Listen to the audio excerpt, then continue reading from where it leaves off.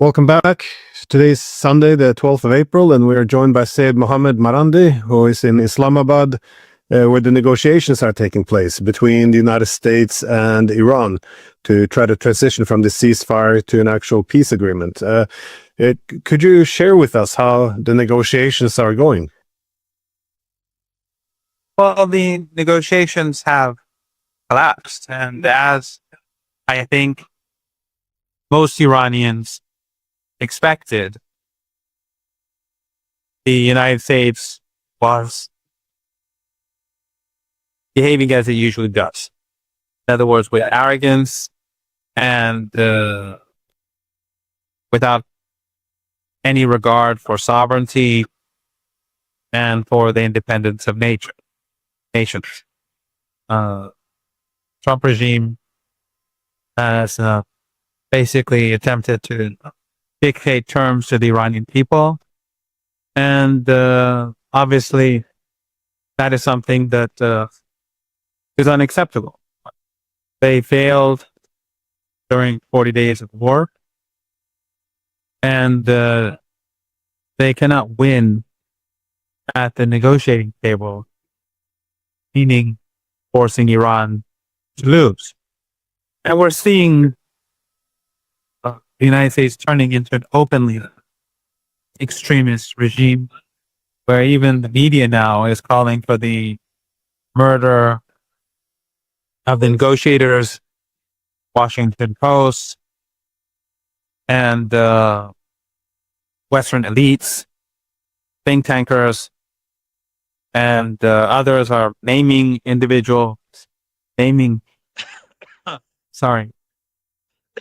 naming others as targets, which is not going to have any impact on the way in which Iran conducts itself. It's only exposing the United States and the empire even further. So we are on our way back, and we'll have to see what happens. Yeah, I saw the same article in the Washington Post, and this rhetoric coming from leaders that is the best way to put pressure on Iran to accept America's terms is to essentially threaten to kill all the negotiators and the people are there in Tehran, as well as the political leadership. This is quite a thuggish language. But do you know why or at what area did the negotiations run into an end? Because what I understand is, well, from what I understood, there was 3 rounds and they all broke down, and Vance made some comments that Iran failed to meet America's demands. Where was the most difficult point to make a deal? Well, the United States simply does not accept Iranian sovereignty. Iran's nuclear program is legitimate, legal within the framework of international law, and the United States wants capitulation. The United States wants control over the Strait of Hormuz, and there are a host of different issues. The point is that the United States was not serious at all. In fact, from the beginning when we were on our way here, the belief was that this is probably a ploy to have more information about the whereabouts of different people. But the Iranians felt that even if the negotiations have no use, it is important for the Iranian people and for the people across the world to see that the Islamic Republic is engaging, in that it is seeking solutions, because the same Washington Post that is calling for the murder of our delegation would also say, if we did not come to Islamabad, that the Iranians do not want a solution. So I think the negotiators, Dr. Ghandibaf, the Speaker of Parliament, made the right move. But my opinion, and I said so before, and so have others, that my opinion was that these negotiations will lead nowhere. And I think those who've been following me yesterday at the media center on the sidelines of the negotiations saw that I was highly skeptical. But in any case, I think the chances for renewed aggression are very high. We see that the Israeli regime is slaughtering innocents in Lebanon and in Gaza every day. And the Western media and Western governments are looking away because, of course, they support these genocidal attacks. And I think that quite probable that a renewed assault on the Iranian people will begin in a not so distant future. So there's no fallback option here. Does this mean going back to war, or will they wait out the ceasefire period and then go back to war, or do you expect, the hostilities to possibly start immediately with the U.S. possibly targeting the Iranian delegation there in Islamabad as they all headed back home? Well, first of all, do show this a few hours after I leave, so it doesn't cause distress for our families. But I think that anything is possible. The United States may attack today, attack tomorrow, next week. The Israeli regime, they can attack at any time because these are regimes that have no dignity, no honor, no sense of morality. The last two wars, the 12-day war that we had last year, was a blitzkrieg assault that happened as we were negotiating, as you know, and it was intended to catch us off guard, which wasn't really the case. I mean, this is a myth that has been spread around.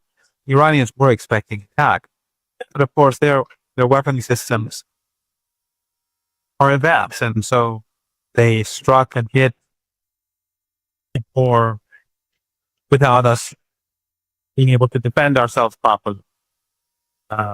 And the recent war, if you can hear me, recent war was the same. We were negotiating. The foreign minister of Oman, again, sorry for being repetitive, but he spoke of significant progress and then were attacked again. So there's no reason to imagine that Trump, Netanyahu will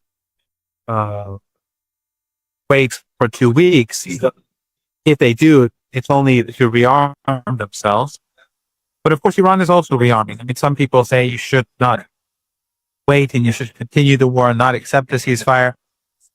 Actually, I think that that's not really a strong argument. If you recall, during the 12-day war or after the 12-day war, when after Netanyahu was begging for a ceasefire for the last 3 or 4 days, ultimately we accepted, and people were saying, why didn't Iran just continue? Well, back then Iran knew that if the war continued, the United States would join. And we had significant shortcomings in the way in which we were fighting the war, because we'd never fought a war with it in this new era with the new technologies. And so during those 8 months before between the two wars, Iran made many changes.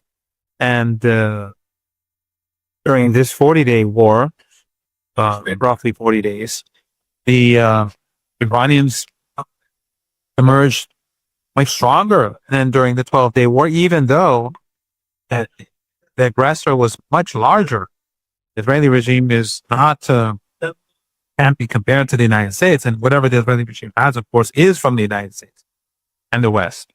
But the point is that Iran spent that time wisely to reorganize and to prepare itself and to be able to both improve its defensive and offensive capabilities. So I think that right now, as we speak, the Iranians are themselves as well. Of course, we're not aggressors. We don't initiate wars. We've never initiated a war. Since the revolution, we've been attacked by the West 3 times. Saddam Hussein, when he invaded the West, supported him.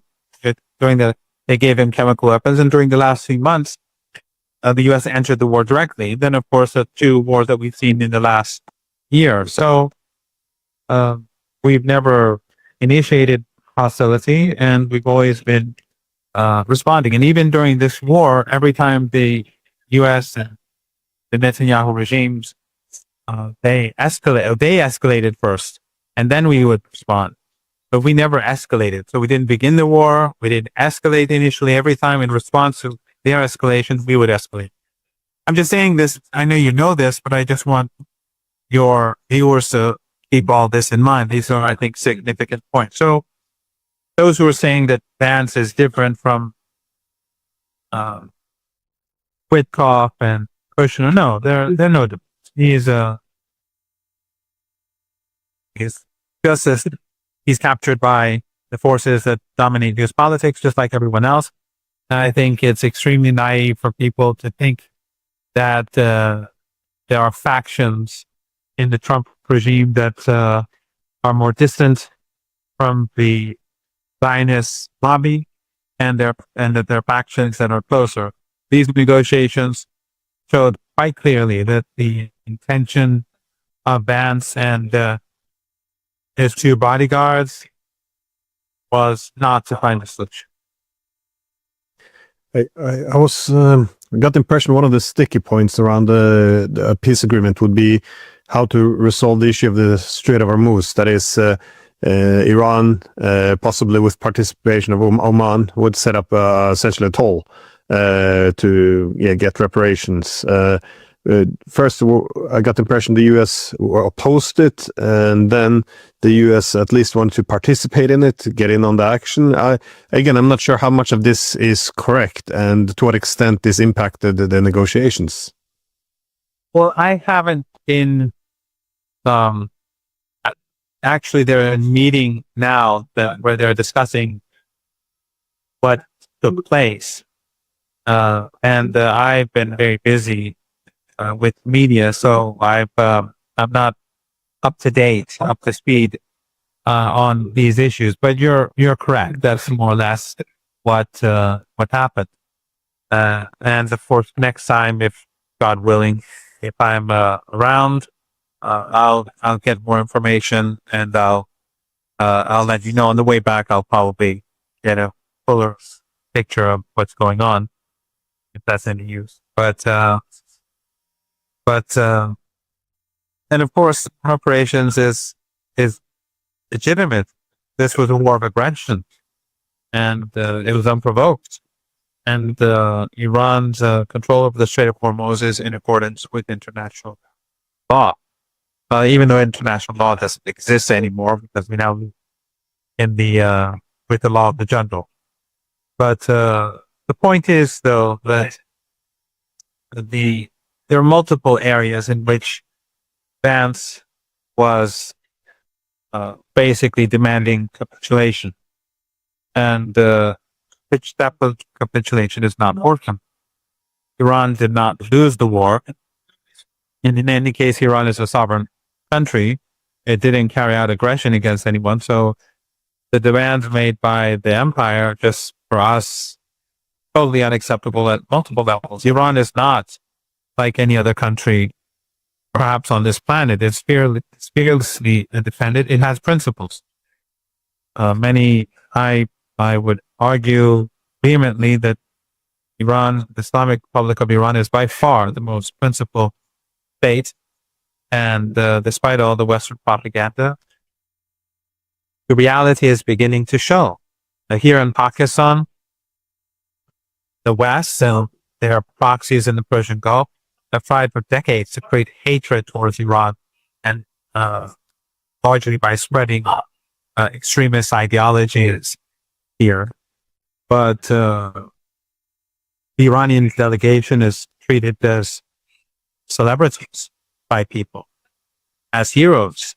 And it's amazing how much loved Iran is across the country and across the different communities and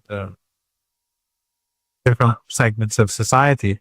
So the reality is shining through.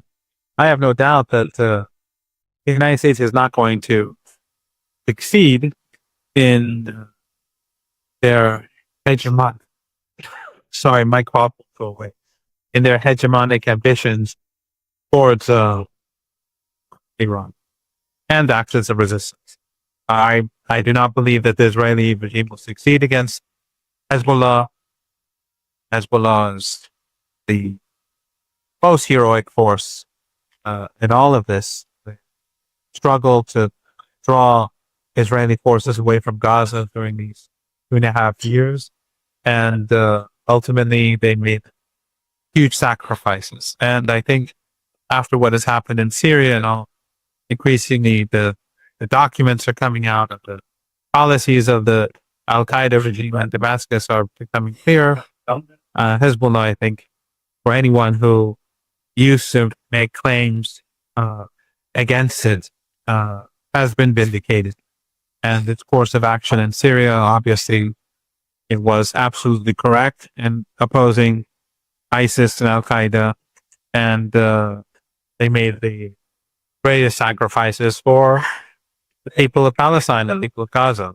So people are waking up to this reality that the Western and narratives and Qatari, Erdogan, Saudi, Emirati narratives are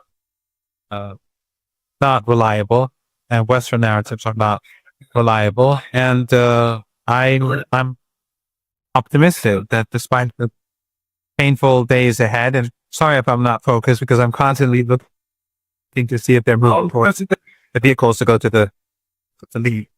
But I'm very optimistic about the future of this region, and I'm sure that the empire will be defeated across the region, and the Islamic Republic of Iran is to emerge as a key power in Western Asia,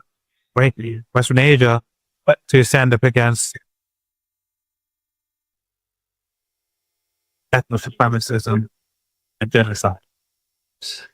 Yeah, I know you have to get on the plane in a second, so yeah, just please let me know if you have to go. But let me just ask, if the U.S. now not if the U.S. has walked away from the negotiations, what cards do they have to play if they're going back into war? Because as the negotiations were going on, Trump was taking to social media, arguing that they were already clearing out mines in the Strait of Hormuz because the Iranians didn't know where they put the mines, apparently. Well, again, this is, we don't have to take him on his word. And then also that American warships were already sailing through the Strait of Hormuz.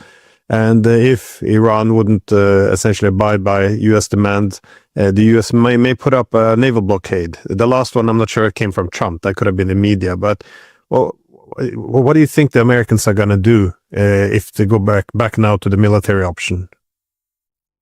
Well, it's quite possible that they'll go after key infrastructure or humanity, but Iran will immediately retaliate and destroy the oil and gas and infrastructure in the Persian Gulf region because those regimes are complicit in right now. If the United States strikes Iran, it still has to do it through these countries. So when Iran strikes back, then there will be no more oil and gas, whether from the Red Sea or the Persian Gulf. And that will be permanent. And if they blockade Iran, that oil too will no longer be contributing to the market. So it will create a further crisis, further energy crisis.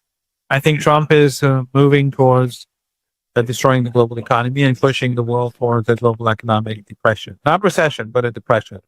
And we're already moving in that direction, as you know, and hardship is coming, but it's not something that happens overnight. It's not it's not like when they bomb apartment blocks in Tehran or Beirut or Gaza where people are crushed underneath immediately.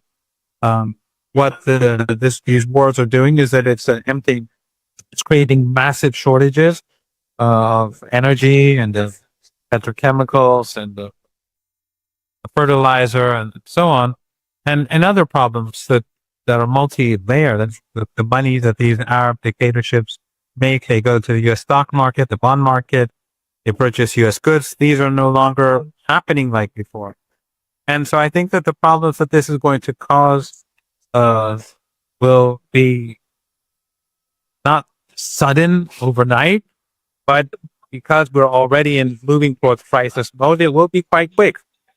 But I think Trump mistakenly thinks that he can work wonders and that Iran will capitulate, or that he'll defeat Iran overnight with his overwhelming force, or that if he destroys Iran's electrical power plants or whatever, that the Iranians will come and submit. It's not going to happen. We saw what happened during the last 40 days. It was exactly as we had predicted. And this is something that you and I have been talking about for a very, very long time now. Since the beginning when I had the pleasure of being on the show. So I think that Trump is going to cause great harm to the global economy, unless, of course, something happens where he backs off, which at the moment, because he is surrounded by Israeli cursors, I don't see that happening because their priorities are not the United States. Kushner, Witkoff, the Zionist lobby, the Israeli regime, their priorities are not the American people. Their priorities are not the global economy. They're not India or Brazil or South Africa. They're the Israeli regime. And so they will sacrifice whatever they feel is necessary for the Israeli regime. As Joe Kent pointed this out very openly in his resignation letter, the highest, high-ranking, the second highest ranking, I think, intelligence officer appointed by Trump in his resignation letter said that this is all about the Israeli regime and the Zionist lobby. Iran is not a threat. Iran is not making a nuclear weapon, but they want this war, and it's not for America. It's for the Israeli regime. Just my last question, though. Do you know anything about the mood or the tone of the negotiations? I mean, in the media, of course, we see the direct threats against killing of the Iranian leadership and the delegation there with you. But do you know how it was with Vance and American negotiators? Was it hostile or professional? Do we have any other information about how this negotiations went? Well, I would right now, if I was over there, if I was 20, 30 meters away from where I am now, I would probably be able to answer that question. But I'll get more of that, and I'll let you know, because they're actually discussing last night. Because since it was very late at night, they were awake till morning, and then of course when Vance decided to leave, the plans changed. So I don't know the tone, but my understanding is that they were basically dictating terms. They were making demands, and they expected capitulation. And to me, they're living in an alternative universe. They have no idea what Iran is about, or they do, but yet they're saying, "Who cares? Who cares if the global economy crashes? It's all for Netanyahu." Yeah, I was surprised by the language as well. And when I heard that the Iranians failed to meet our demands, I thought this is it sounds as if they were coming there expecting capitulation. So they didn't meet our demands. Oh well. Anyways, I know you are rushing out of Islamabad there, so thank you very much for taking the time. Sorry if I haven't really contributed to your knowledge of your audience, but it is it is Russian. You and I just spoke about the fact that we're leaving. Just thought we'd do something very swiftly. Let me ask the journalist right now. Just let me see just one moment. Vance was much more positive. Vance was much more positive than Kushner and Witkoff, but then suddenly their tone and should change. That's what she tells me right now. But I'll get more information later on because we're live. So I just I asked She gave 2 or 3 sentence explanations, a very short explanation, and I'll try to get more from her and others, and the negotiators later for you. Right. Now we'll have a time to speak later. So, thank you for taking the time, though, and you have very much so a safe trip back. 大家好，看了马兰迪在伊斯兰堡发的消息，心里很不是滋味。一开始听说美伊要在伊斯兰堡谈判的时候，内心还是挺期待的，心里想无论怎么样能坐下来谈判是好事。然而一切总是在预料之中，谈判没有达成，大概率美方根本就没打算好好谈。美国那边还是太霸道了，根本不把伊朗当回事，全程逼着伊朗妥协，然后又想把伊朗的核计划搞废。人家伊朗明明都是合法的，可美国偏偏要想把人家弄死。美国真是恶心透了，一边装模作样的谈判，一边让西方媒体不断的打压，甚至点名伊朗代表团威胁别人，真是太没底线了。谈判就谈判，搞这种下三滥的手段，真是没有一点大国风范。本来就得不到大家的信任，这么一搞，估计伊朗再也不会信任美国了，美国也占不到一点的便宜，整组自作孽不可活。还有特朗普那个团队，看着好像每个人都有自己的态度，都有看法，其实都是一个样。满脑子都是为了自己的利益，根本不管中东老百姓的死活，也不管全球会发生怎么样的变化，就想维护自己的盟友，甚至中东会不会打仗，老百姓能不能过上安稳的日子，当然根本不在乎。这种自私自利的做法，早晚都会出大事。反观伊朗，我觉得做得很不错，大家不主动惹事。说实话，伊朗自从革命之后，从来没有发起过战争。一直都被西方欺负，却从来没低过头，一直守着自己的国家主权。这次主动去伊斯兰堡谈判，真是想解决问题，不想再打下去了。现在谈判完了，我最担心的就是接下来的局势，真的怕又打起来。美国向来没有什么规则可言，大概率会忍不住对伊朗动手，盯着人家的基础设施。可大家想想，一旦打起来，伊朗肯定会反击波斯湾那边的能源枢纽，一旦会被破坏，全球的能源格局又会发生巨大的变化，到时候物价上涨，咱们普通人的日子也会不好过。这个不是闹着玩的，我也说不出什么大道理，就是觉得现在都什么时代了，还想靠强权欺负别人，根本行不通。美国总是想无视别人的主权，告打仗，告施压解决问题，到最后肯定会搬起石头砸自己的脚，还得拖累全世界。我真心希望别再打了，各方都冷静一下，坐下来好好谈谈，别再让无辜的老百姓受罪了。和平真太不容易了，就应该让中国这种大国来执掌风云，把美国压下去，以后就可能没有太多的战争，都会过上幸福美好的日子。谢谢大家。